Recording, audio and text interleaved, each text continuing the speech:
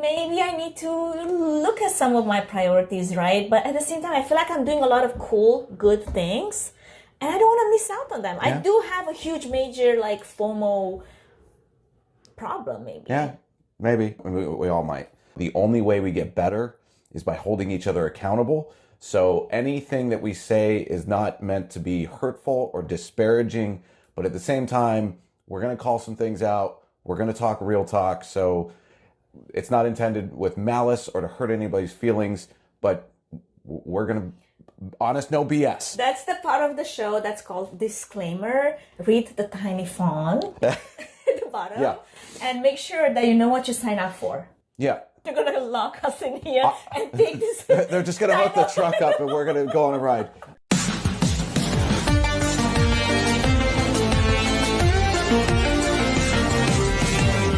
Welcome to Event's Demystified Podcast, where we explore and demystify the world of in-person, virtual, hybrid event AV production and technology by sharing insightful tips, tricks and tactics to make your events a success.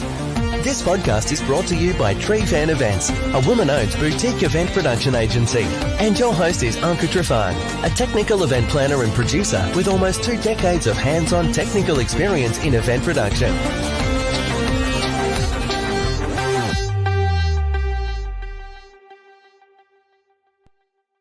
Well, hello everyone. I don't know who's the host here. There is no host. We're both hosts. What? We are actually in a tiny house at IMEX in Frankfurt, Germany.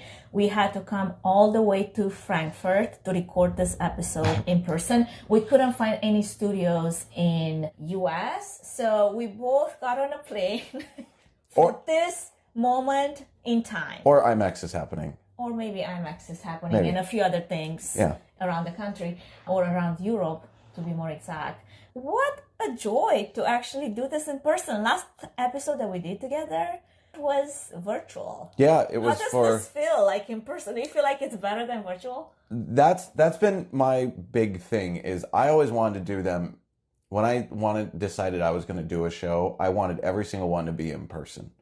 And what was interesting is one of the people I spoke to, one of the practitioners, she said, when people are within 3 feet of each other, they're literally exchanging electromagnetic fields. We're within 3 feet. Okay, sure. Good. So I guess there's some electromagnetic field. Well, it's like when you're presenting, right? And you're on stage, and when you come out on stage, you like to have that music so that you get people putting energy out, so that when you come out on stage and you start talking, it gets the crowd energized. Look at a Tony Robbins entrance, right? Like the crowd is putting all that energy into the air. So I feel like we need a soundtrack then. Should we start all over again and start with we will rock you?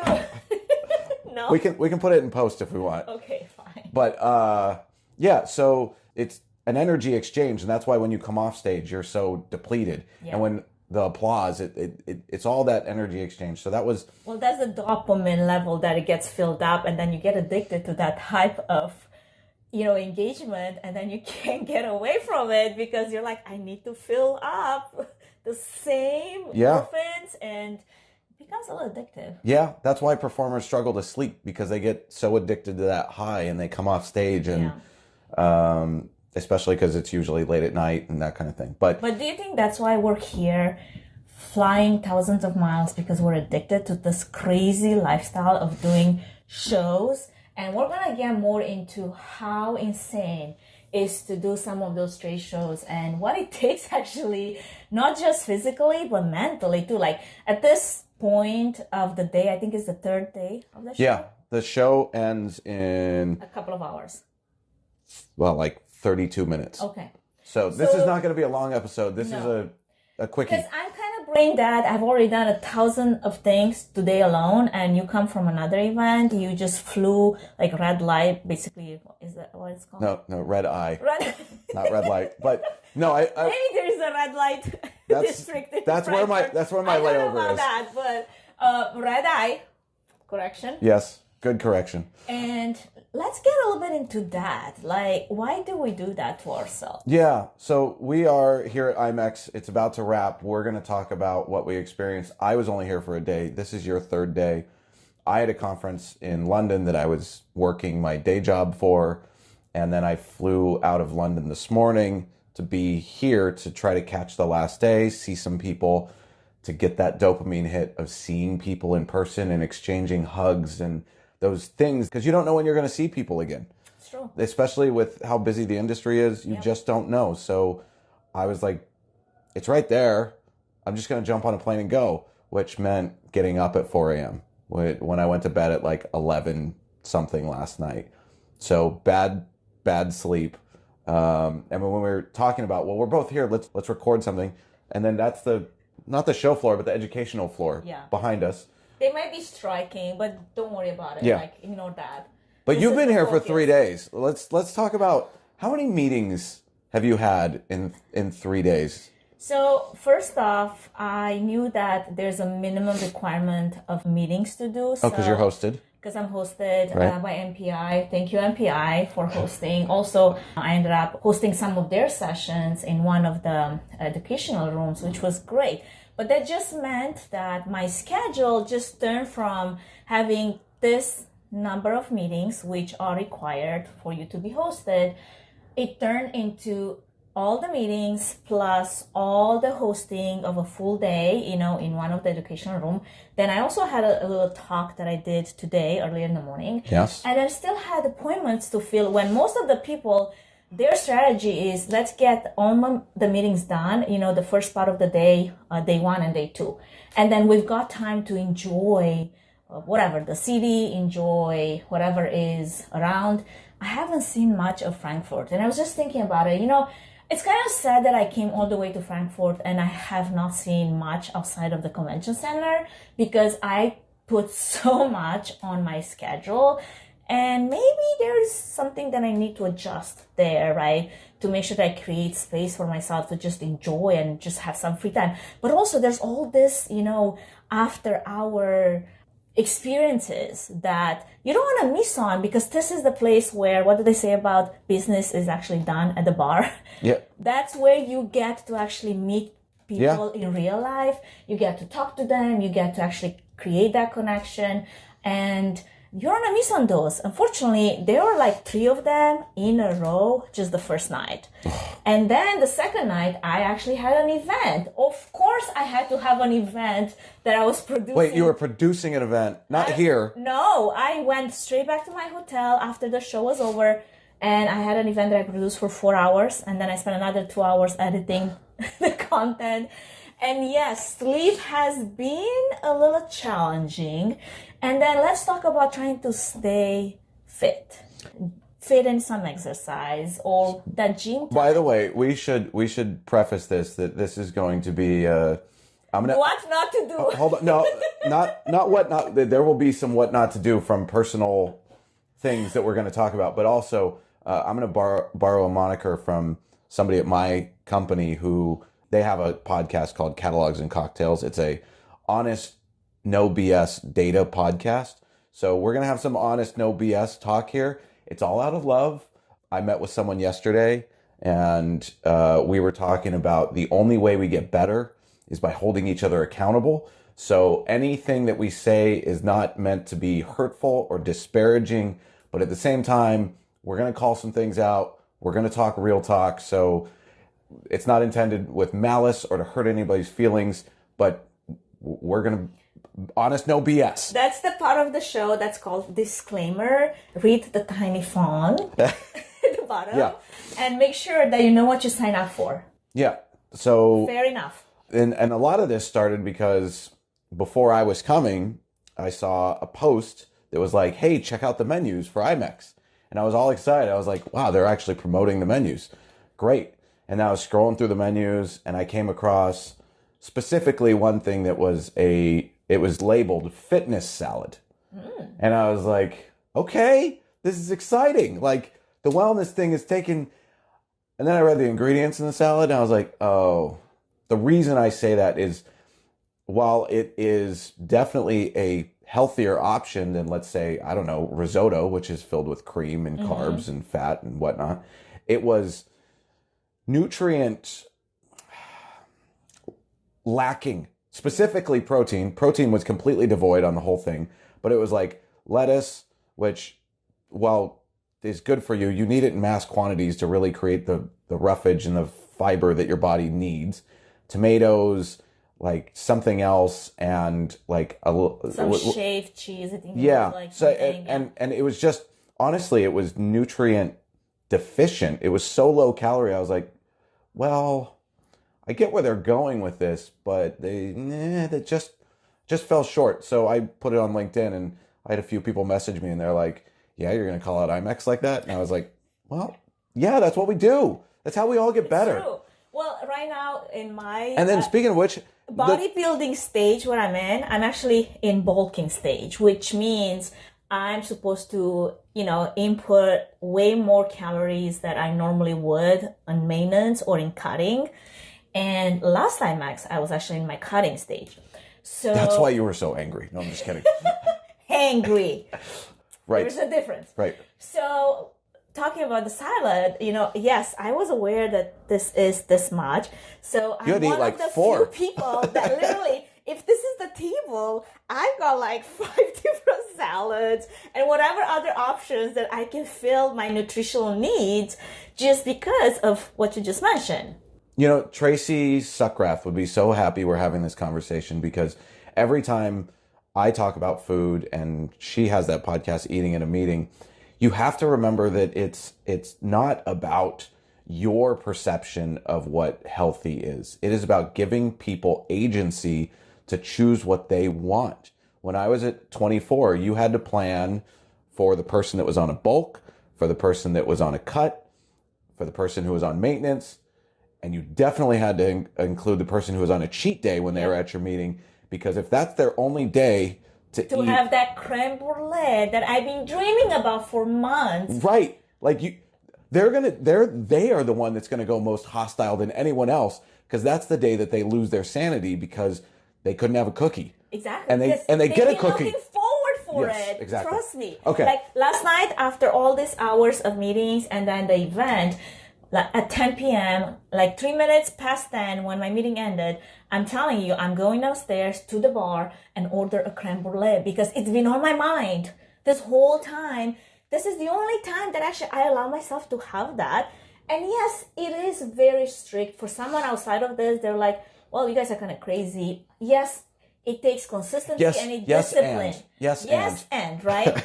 At the same time, I have specific goals that I work towards. Right. And I want to stick to those goals, which means, yes, being strict with myself during the times when I have to be strict. But if it's a cheat day, allow myself to have that creme brulee, please. I might have 3 in my room right now, but don't worry about it. I mean, yes, and to the crazy part, by the way, when I said yes, and. Okay, let's talk about our time here. We kind of alluded to it a little bit. Yes. How many... Do you remember what the requirement was of the number of meetings you had to have to meet your requirements? They say a six will be minimum. So if you did 18, you still qualified. Okay, so that's half an hour. And that's a half-hour meetings, right? So then that makes you're spending a minimum of 3 hours a day in meetings. If you do them back to back, and let me tell you, do not do them back to back. Because you're going to be so brain dead by the end of it that you're going to not enjoy your time here. Well, you just use it as your workout. It's true, but let me tell you, the steps. Steps. Exactly. That's what I'm saying. You show up, you take your pre-workout before your first meeting. And then you just go. And you show up in your gym clothes and you sprint. And just interval train. I'm just kidding. It's 3 minutes on and 30 minutes off. Let me give you an overview of my first meeting of the day, which was the first meeting. And I, for some reason, wasn't thinking, because I literally scheduled it at exactly when the trade show, floor opened. I didn't think that it would actually be really useful to maybe allow myself to get acquainted with the layout so that I don't freak out when I'm here and I'm turning the map around 7 times and I still don't know where the heck am I, where am I going, And I'm already like 20 minutes late at this point It's like- to my first meeting. It's like driving in 1990 because you have to use a printed map. Exactly. So literally it was like, where did I enter from? Because I don't know anymore. And where am I going? At one point, I literally stopped at one of the booths and I was like, please help me. I do not know where I am. Can you please direct me in the right direction? But I'm telling you, there's like anxiety building up at this point. Because one, I hate being late. At this point, I'm not late. I'm overly Your late. production, if you're on time, you're late. And you worked in radio Exactly. where So you where can't be 30 late. seconds, not even 30 seconds, 10 seconds of dead air. It's the worst and longest time of your life. Right. So yes, being late, seconds matter to people who Exactly. who So have that mentality. that was basically my first meeting. And then I was like, okay, lesson learned. Give yourself some time to actually get the lay of the land before you start racing to the next meeting. 30 minutes sounds like a long time for a meeting, but let me tell you, 15 minutes you're lost most of the time in finding your way to the next one. So here's another thing that actually, this is for IMEX. Here's my process, right? My mind, the way it works. What I wanted to do actually, I was thinking I need a strategy. From last IMEX to this IMEX, I'm like, I need a strategy. This is what I'm going to do. I would love to schedule all my meetings in day one in first quarter of the trade show. Oh. Second meetings in the second quarter, and then third day in the third, right? So like I only walk this quarter, and this quarter.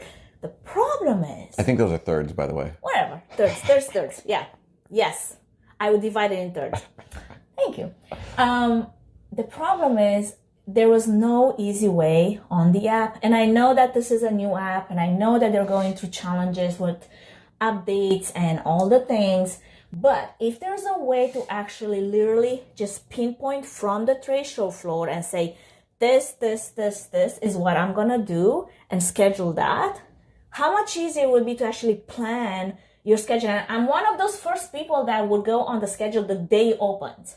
So you want tour routing Yeah. for your I want to make appointments. sure that I'm like on this side of the trade show the first day and I don't have to walk 5 different miles. Because at this point, I'm zigzagging. I'm like going like this, right? Yeah. Like, this is insane. I appreciate the steps, but I don't appreciate the madness. Yeah, I totally understand. That was me at IMEX in October. I've had actually people that I talk to, they're like, we are so lost. Like, what is happening? Yes, there's signage. And yes, in the app, you can, use directional, like go from this booth to that booth, but there is no GPS Right. to guide you. So I think that probably would be helpful. I think what would be probably the next logical step from a technology standpoint is if you could turn on your GPS and follow along where you're going. and it could route you, because you can do that in an airport Yeah. with like TripIt. I do that It all gives the you time. walking directions. Yep. So it'd be great if you could tap your next meeting and it gave you walking directions from the booth you were at. Yeah, to the next one. booth. It does give you like a, sort of like this is where you're supposed to go, but it doesn't like register that from here to here. If you end up here and you're still lost, like you need to start routing again from Yeah, here to there, fair right? enough, yeah. So it's just this additional extra steps that I felt like, okay, in the age of instant gratification, I think technology has come a very long way to make things easier and faster. I think it's very valid. Now, So- on the meal part, Well, because we just got a movement. I feel like I'm 20,000 steps into this movement. I think also though that talks a lot to when I talk about the 3Ms, that has a lot to do with mentality and mindfulness, because that creates stress, which then anxiety. right, and then you are not effective when you go to your meetings. So I would dare add another tip for the exhibitors, that when you have a planner show up at your booth, like give them a minute in the sense of like, hey, did you find us okay?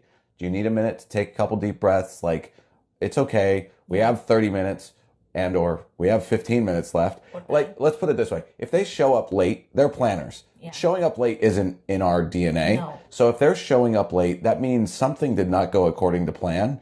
And while I've been late to plenty of appointments and they've always been very gracious, they have never taken the extra step of saying, do you need a minute? Like, I can walk away. You can just take a few deep breaths, get your parasympathetic nerve system engaged, switch it off so that you can be present for this meeting instead of being like, well, thanks, I got to go. Exactly. I was here for 90 seconds. Yeah. So I think that's an opportunity for the exhibitors to be mindful of the planner's mindfulness. And it's going to go a long way. This business is about relationships, right?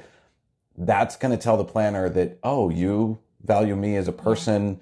I'm not just a transaction. That's totally. And honestly, I had a few of those appointments where I was able to sit down and just breathe, so good. I can collect myself. Yeah, good. They were bringing a cup of coffee or whatever if they had a small treat, and that was fantastic. Then we had a bit of small talk before we got into the business, and that gave me a little bit of time. That was good. I actually had quite a few of those experiences and I appreciated that the most. One thing that probably I would do differently as well on this is having planned times. Like I didn't leave myself enough time for a lunch break. And that's important. Like I figured that 30 minutes is plenty. Well, not really if you have to get from one place to the next. And let me tell you, toilets. That was another touchy point where if you have to walk 5 miles to the next toilet point. I appreciate your lack of exaggeration. No, not at all. Seriously, it was 10,000 steps. No, maybe not. It took a minute to just find the spot. And you know how female toilets are always a line. Always, especially at an event like this. That instantly puts you behind schedule. Yeah. So anyway, that's all to say. What I loved the most was actually the fact that I enjoyed the green spaces. For me, having a real plant inside a trade show, it just gives that comfort of home. I might have had, gone from one plant to about 45 in the span of 1 month during COVID, because that was my way of doing. Oh, are you a crazy plant lady? Totally. Okay. All right. Good to know. That's not just made up either. There's science behind being in green spaces and that it relaxes you. It does. So I appreciated that. Every time I saw a real plant, I'm literally wanting to feel it. Is it real? Is it fake? Oh, it's real. Good. So I certainly appreciated that. And I love the vibrancy of the decor, the colors, even the different theme rooms for education were great. I think they had canyon, they had forest, and there's ocean. Right? Yeah, they were all nature themed. Very cool. I like that. I really like the fact that they framed them in, and they did the silent disco headphones, and the color on the headphones match. Oceans were blue, forests were green, and canyons were, because it was red, so it was orangish.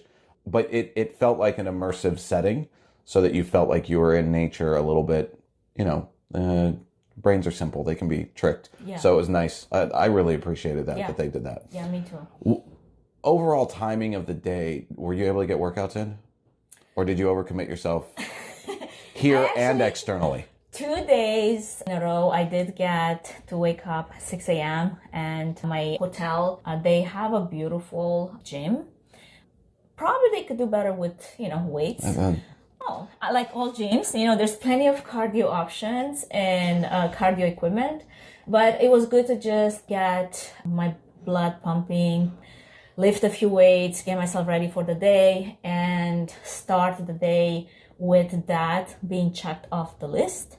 And then when I came in, I was ready to just tackle whatever was coming at me, including finding my way around the trade show. So that was great. Yesterday was challenging.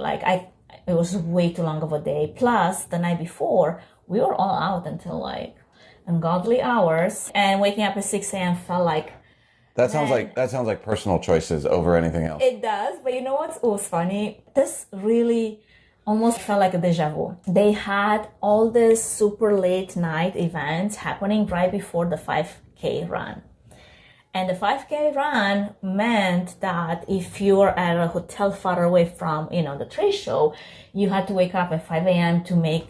You got to run 2 5Ks then, because you could run a 5K on the way there. Right. That's a 10K. Not a big deal on any other day of the week, unless you just stayed up until 2 a.m., right?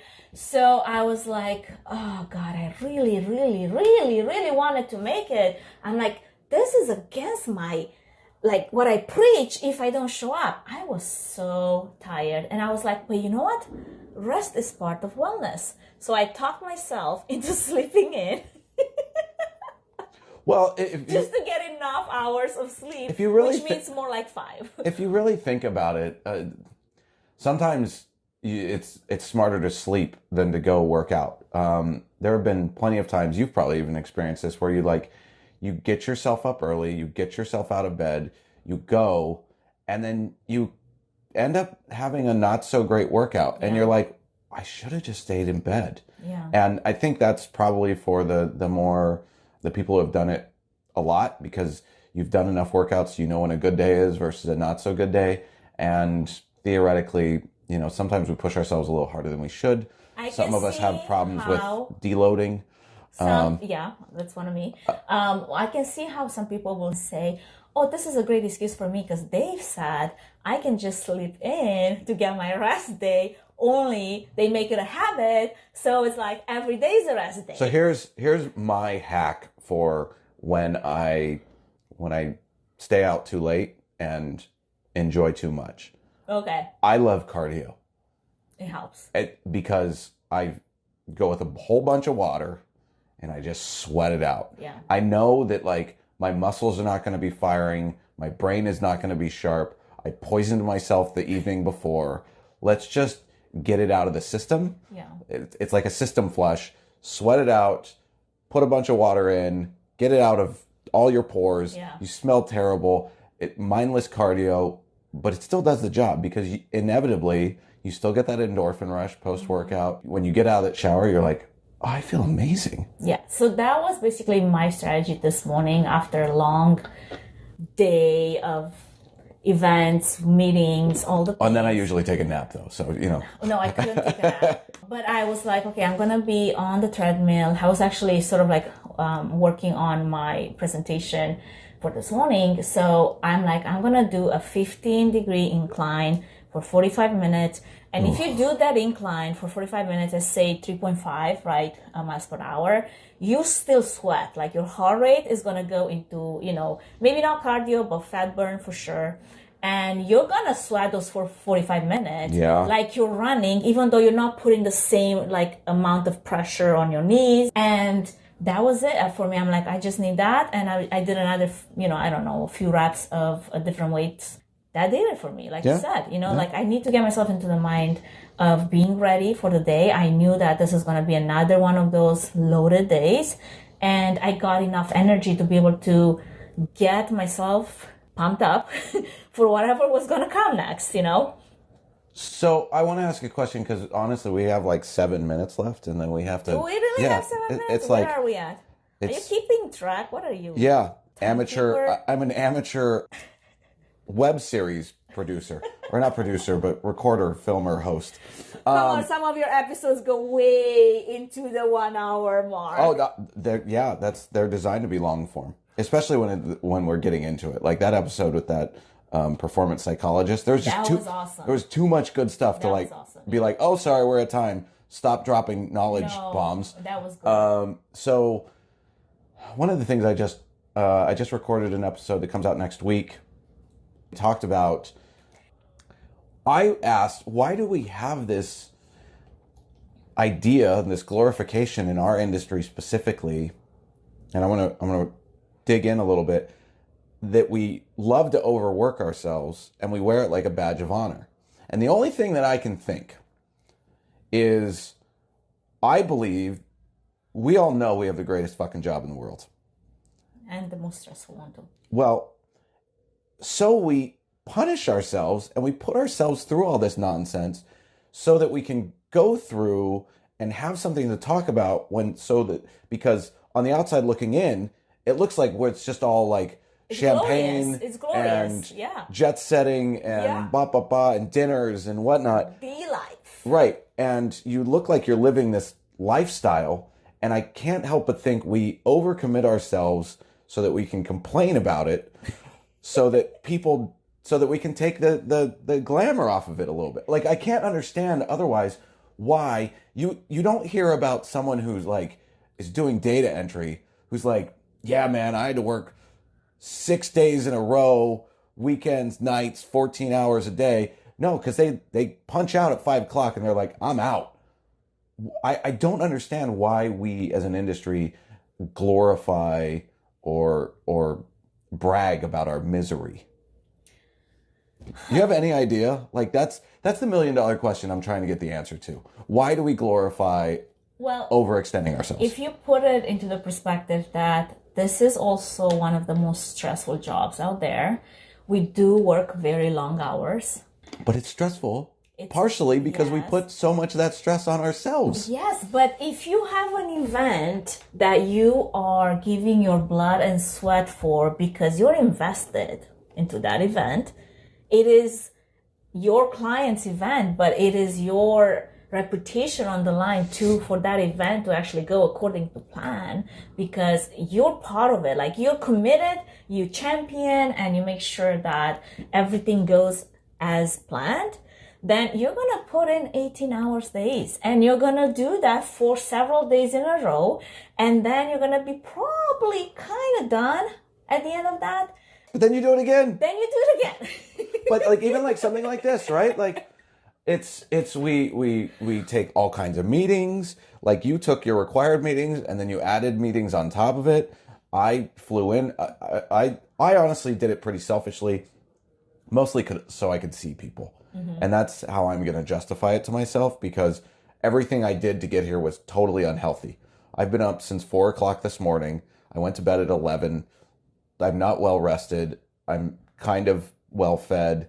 I'm firing on fumes here. So I know why I did it. But like everyone else here, though, they all overextend themselves. Yeah.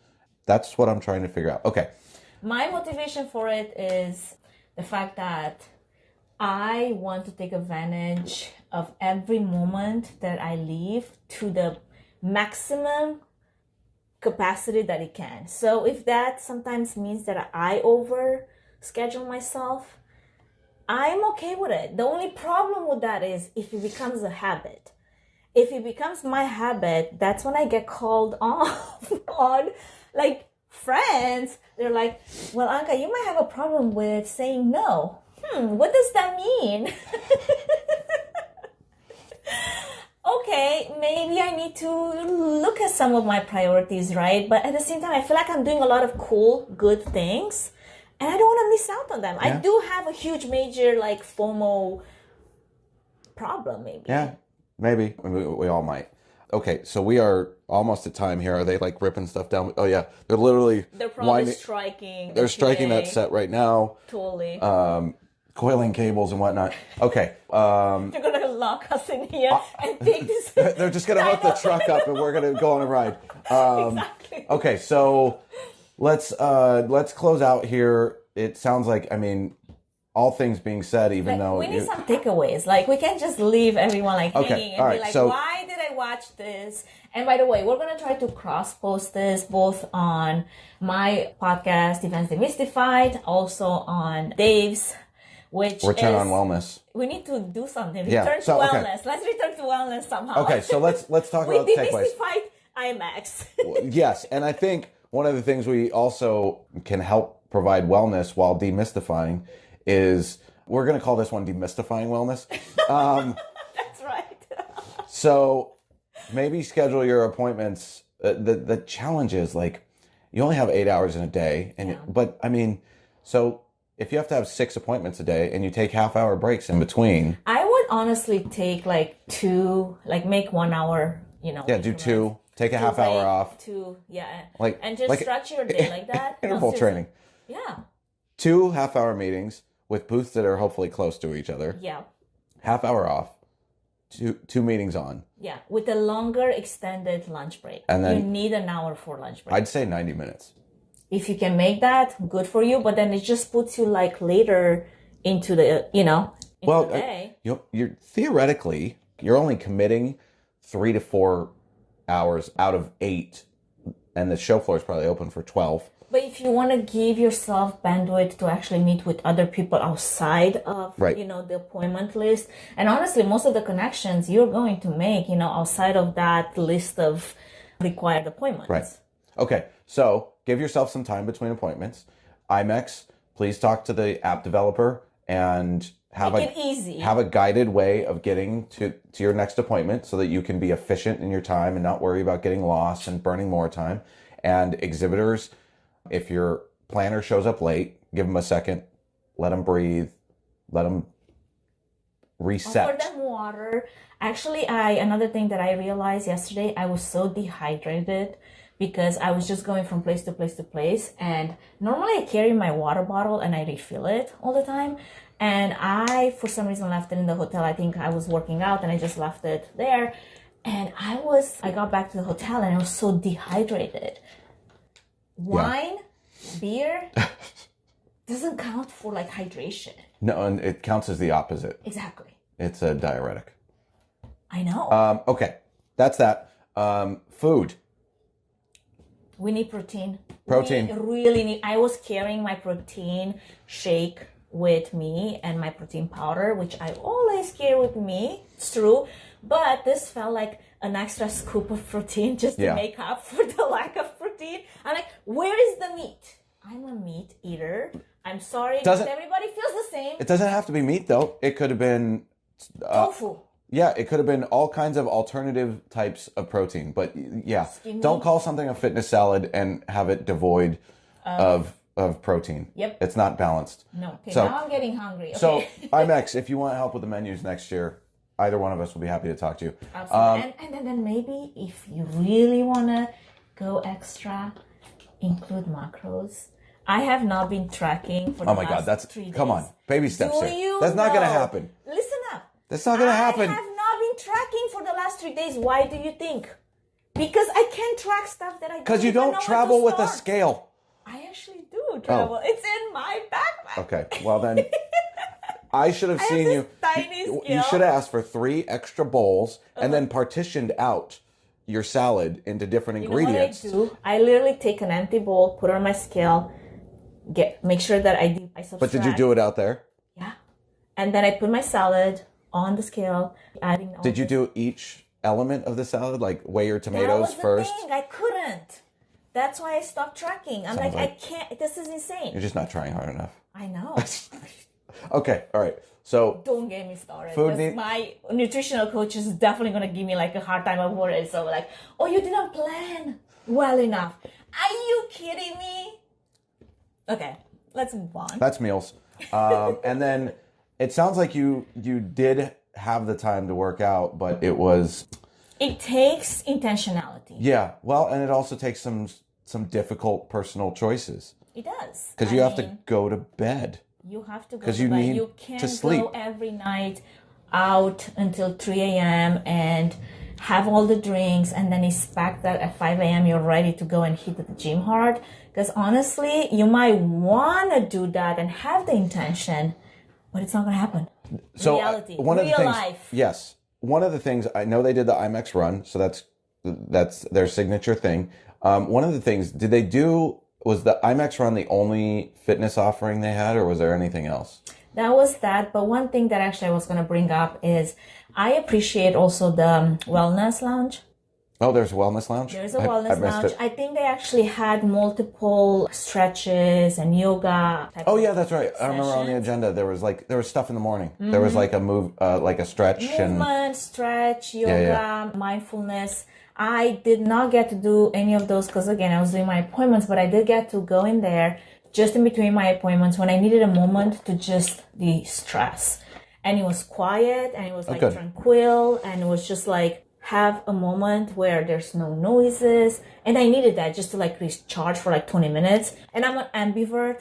I gotta mention it. So what that means is I can exert a certain amount of energy in being extroverted and pretend that I'm an extrovert. But really, at my heart, I'm an introvert. Like I really recharge when I'm by myself. It's quiet and there's nobody around. Yep. And when I tell people that, they're like, no, you? I'm like, yeah. You only know me for like maybe 2 hours a day or maybe an hour a day when I'm extroverted. But the other 23 hours of the day, yep, I'm hiding somewhere where you don't see me. Yeah, that's why we like backstage, because we can disappear. Okay. Exactly. They're definitely rolling equipment out. Okay. Well, that's it. But that's what we're gonna say. There's something else. Well, we covered the big things around IMEX. I think that maybe we didn't spend enough time on it. You have to control. You're the only one that can ultimately control your own wellness. Yeah. And I think that's where that evenings/mornings really comes into play, because the things you choose to do is what is going to help you or harm you, so to speak. Yeah. But also accountability. Yeah, and I think having like some accountable partners to actually keep you accountable if you overstretch yourself. Like find a buddy. Yeah. And at the party, and they're like, "It's our time. We leave now. Let's go." No, honestly, I had my girlfriend with me when we went to some of those places, and this was the deal. If I feel like I want to stay too long and I said that I want to leave at 11 p.m., can you please drag me out of here? No, seriously, that was the understanding. And it was a two-way street. The you that set the barriers and the parameters prior to going. Yes. That's the one that has to be listened to, and that's what your friend is there for, is to ensure that those rules of engagement are obliged. We had to. I mean, if we're going to want to get out of here to get some sleep, like if for some reason I fall into this conversation and it's amazing and I had one too many drinks, grab me and let's get out of here. Take me out. Let's go. And same thing with like overcommitting. Like I actually appreciated when you said, dude, like stop overcommitting. Like stop saying yes to so many things. Yes and. Yeah. No is your best friend when it comes to your own wellness. It is true. It's like it pays out to actually be selfish and put yourself first sometimes. Yeah, it does. It's that analogy of we all took planes to get here. You got to put your own oxygen mask on first. So. Yeah. All right, I think that's a wrap. That is a wrap. So what's the next plan after this? I think what we're going to do with this, we're going to try to edit whatever we can out of this madness. I am not sure how much of this is usable, but I have high hopes. I'm going to stick it in that AI tool I found and watch it, see what snippets it spits out. It's going to snippet the put your hair mask first like it did last time. It's entirely possible. We most likely we're going to put it on both of our podcast platforms. And if you have feedback for us, what we could do next time when we see each other, probably in a year from now. No. We should definitely do a redo. Well, you know what we should do is we should revisit IMEX America. Yeah. So provide feedback from that one and see. Yeah. Leave all kinds of incendiary comments on the YouTube channel. That helps search results, so it's really helpful actually. Totally. So, and then we can do this again. Maybe they'll have the tiny house at IMEX America. You never know. Wouldn't that be nice? Yeah. And then we can just do another recap of IMEX. And maybe we'll have a better setup because this is literally makeshift. I have never done a makeshift like this, so we'll see what comes out of it. You never know. So all right, that was it. That's a wrap. Yep, we gotta go. Five. We'll see you out there. Awesome. Thank you for listening to the Events Demystified Podcast. If you enjoyed this podcast, please take a moment to review it, rate it, and share it with other event professionals that could benefit from it. Connect with us on social at Events Demystified Podcast. We would love to hear from you and what you're up to. If you'd like to learn more about Tree Fan Event services and find out if we're a good fit in supporting your event, can we help your event be successful with a 20-minute free consultation? Link in the episode's notes. Thanks for tuning in.